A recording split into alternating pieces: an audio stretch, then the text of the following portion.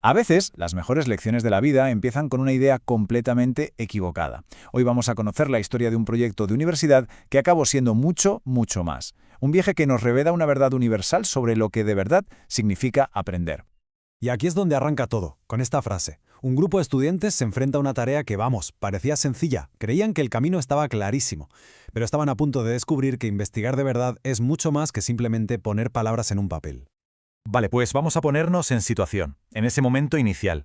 La tarea parecía simple, sí, pero el verdadero desafío estaba ahí, oculto, esperando a que lo descubrieran. La idea que tenían en la cabeza era, súper sencilla, ¿no?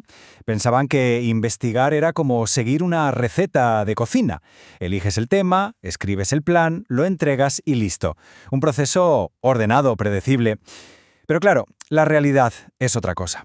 Pronto se iban a dar de bruces, con un laberinto de revisiones, de debates y sobre todo de un aprendizaje en equipo que no se esperaban.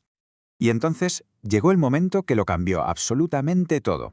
Ese instante en el que tu percepción choca de frente con la realidad. La devolución de su primer borrador. El feedback que recibieron fue un shock en toda regla. Fue intenso, detallado. Les cuestionaron los cimientos de su trabajo, el título, la coherencia del problema que planteaban, incluso por qué narices querían usar la realidad virtual. Fue un golpe, desde luego, pero de esos que te hacen despertar. Y aquí, justo aquí, está el quid de la cuestión. Lo que podría haber sido un fracaso total se convirtió en el motor del cambio. Es ese momento mágico en el que el grupo le dio la vuelta a la tortilla. Dejaron de ver las correcciones como fallos y empezaron a verlas como invitaciones, a ir más allá, a entender de verdad de qué iba todo aquello. Así que con esta nueva mentalidad, empezó el trabajo de verdad. Un proceso que no iba de arreglar errores, sino de redescubrir por completo su propio proyecto. Para darle un nuevo rumbo al proyecto, trazaron un nuevo plan. Una especie de hoja de ruta con 3 paradas obligatorias que les guiaron hacia una comprensión muchísimo más profunda. Vamos a verlas una por una. Lo primero que hicieron fue volver al origen. Tuvieron que investigar a fondo el instituto para el que estaban diseñando todo esto, y no como un trámite, sino para entender su alma. Se dieron cuenta del valor que tenía esa institución pública, que forma a profesionales que luego nos cuidan a todos, y eso, claro, le dio a su trabajo un propósito real, tangible. Y aquí llega el momento eureka con la tecnología. Pasaron de ver la realidad virtual como el destino final, a entenderla como lo que es, un vehículo.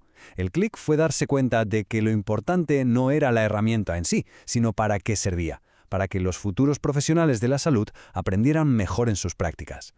Y por último, consiguieron conectar la teoría con la práctica. ¿Sabes esos modelos teóricos que a veces parecen súper abstractos? Pues modelos como el TPACK de repente cobraron vida, dejaron de ser un esquema en un libro para convertirse, como ellos mismos dijeron, en una brújula, una guía que les ayudó a diseñar una solución educativa con sentido y con un propósito clarísimo. Todo este viaje, todo este proceso de reescribir y de descubrir les llevó a una conclusión final. Una que no solo redefinió su proyecto, sino también su futura identidad como profesionales. Comprendieron algo fundamental, que su papel como futuros tecnólogos educativos va mucho más allá de enchufar aparatos o instalar un programa.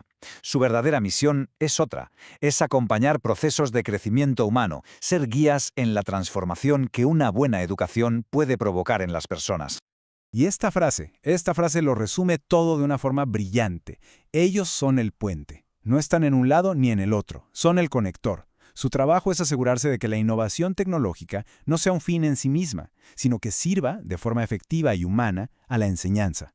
Con esta nueva visión, la historia llega a su conclusión, o mejor dicho, al principio de un camino lleno de propósito. Al final, cuando vieron su propuesta terminada, sintieron un orgullo inmenso. Pero no era el orgullo de haber acabado una tarea, ¿sabes? Era el orgullo de saber todo el trabajo que había detrás. Sabían que cada frase era el resultado de horas de debate, de investigación, de compromiso entre todos. Ese documento era la prueba tangible de su propia transformación. Ese proyecto fue su primer paso firme hacia el futuro. Y esto nos deja con una reflexión final, ¿no?